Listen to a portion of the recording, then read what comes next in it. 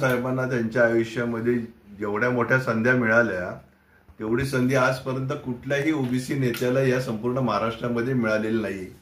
ही गोष्ट आपण निश्चितपणे लक्षात घेतली पाहिजे की तुम्ही निदर्शनं करत असता ज्या दादांनी तुम्हाला या ठिकाणी मोठं करण्याचं काम आपल्या आयुष्यामध्ये केलं, तुम्ही त्यांचं बॅनर लावून चपला मारण्याचं काम दादांच्या फोटोवरती करता, तुम्हाला लाज वाटली पाहिजे।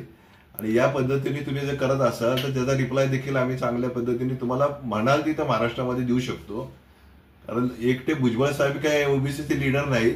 दादांना 10 मंत्रिपद या ठिकाणी मिळाली, त्यातले 4 ओबीसींना दादांनी मंत्रिपद दिलेली आणि सगळ्या महायुतीमध्ये साधारण 15 ओबीसीच्या नेत्यांना या ठिकाणी मंत्रिपद मिळालेली आहेत। म्हणजे याचं प्रमाण जर आपण बघितलं तर किती मोठ्या प्रमाणामध्ये दादांनी या ठिकाणी आमदारांना ही संधी दिलेली आहे। एका मुस्लिमाला देखील संधी दादांनी या ठिकाणी दिलेली आहे।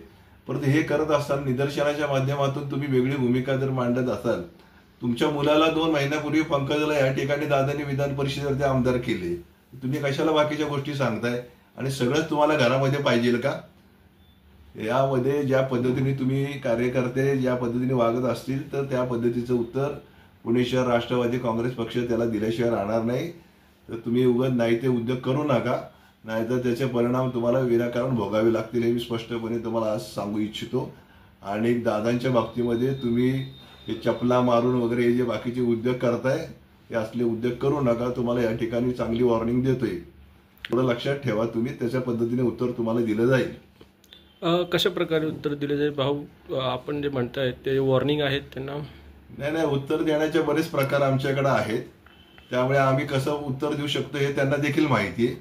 त्यामुळे आपलं त्यांनी त्यांच्या हिशोबामध्ये राहावं आणि उगाच नाही ती निदर्शनं करायची आणि आपली काहीतरी भूमिका मांडायची। इतक्या आयुष्यामध्ये त्या भुजबळांना दादांनी पवार कुटुंबियांनी दिले ते कधी न संपणार आहे। त्यामुळे या सगळ्या गोष्टीचा विचार करायला पाहिजे आणि ओबीसीच्या नावाखाली स्वतःची दुकानदारी करू नका। ओबीसी नेते बरेच आहेत महाराष्ट्रामध्ये, हे एकटे काय ओबीसीचे नेते नाही आहेत।